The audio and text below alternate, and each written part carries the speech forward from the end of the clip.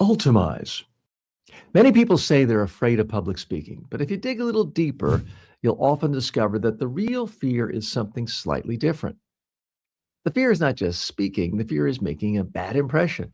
And in many cases, the worst possible impression a speaker can make is very simple being boring. And let's face it, that happens pretty often. Think about how many presentations you've listened to in your life meetings, lectures, conference talks, training sessions, sales pitches. Most people can immediately remember at least a few presentations that were painfully boring. Let's not kid ourselves. Most presentations are boring. The speaker read every word on the slide, or the teacher droned on and on. The voice stayed in the same dull tone. The message wandered around without a clear point.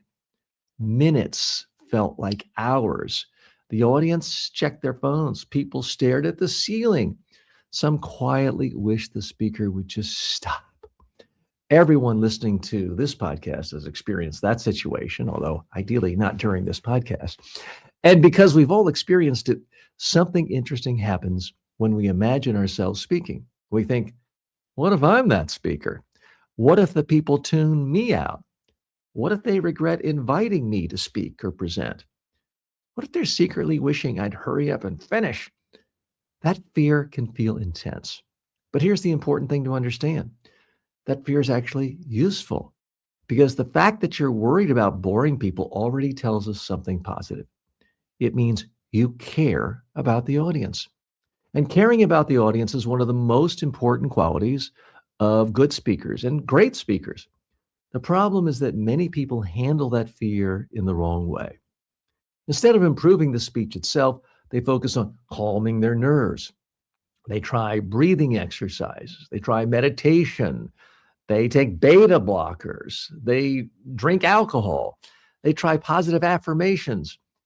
Those things might help a little, sometimes make it worse, but they don't address the real issue.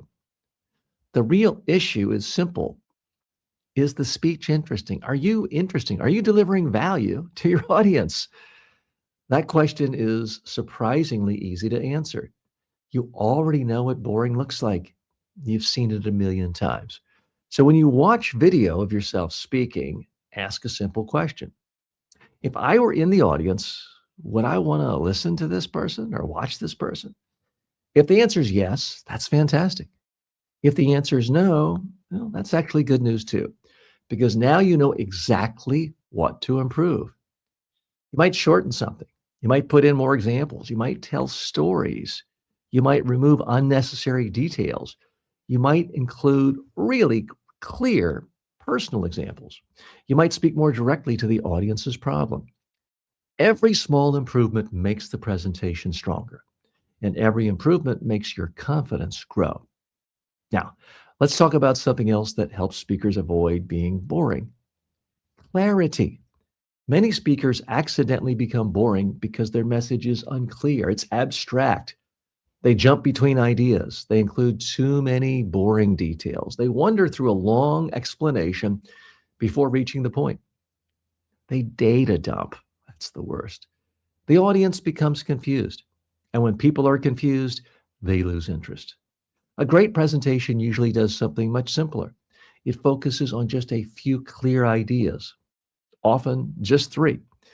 3 points the audience can easily remember. 3 ideas that support one main message. This kind of clarity helps the audience stay engaged. It also helps the speaker feel more comfortable because instead of trying to remember a long script and a million different points, you simply remember a handful of key ideas. Another powerful way to avoid boring your audience is to include examples.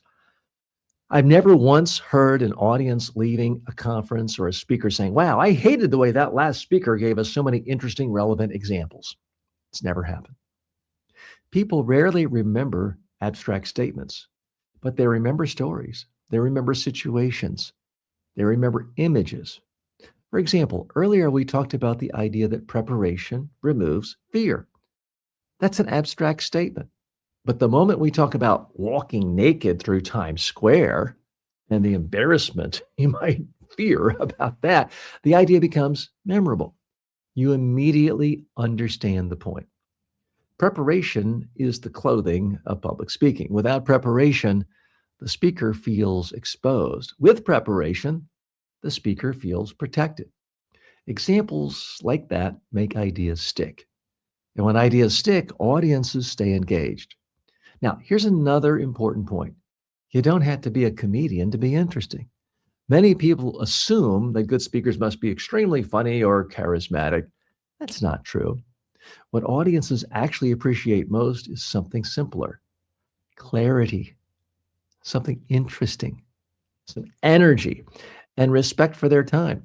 If you explain your ideas clearly, if you speak with some energy, if you avoid wasting the audience's time, most audiences will be very happy to listen. In fact, they'll love you. And the only reliable way to reach that level is through practice. When you rehearse on video, you begin to notice the moments where the speech slows down. If you're thinking, I'm kind of bored now, guess what? Your audience is too. You notice the places where the explanation becomes confusing. You notice where you need to add a story or example. Each improvement strengthens the presentation. And once again, something important happens. Your fear shrinks because the speech itself is getting better.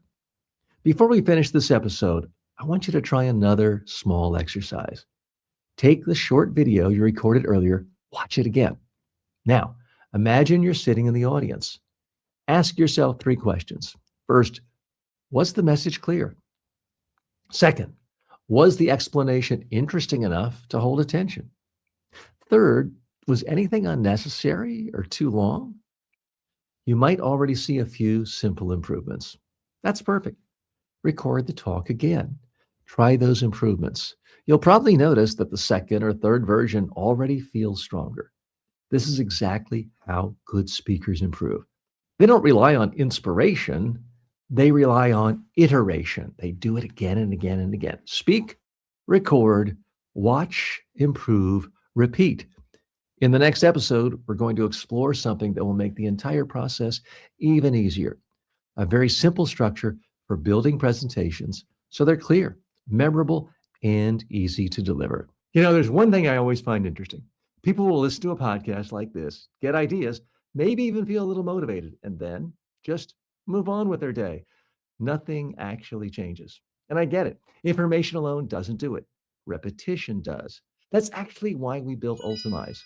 So if you're getting any value from this, just go to ultimize.com. That's spelled ultamize.com. There's a free course waiting for you there. You can start with communication skills. But the whole idea is simple. Don't just hear something once, actually build it into your life. Again, it's free. Go to ultimize.com.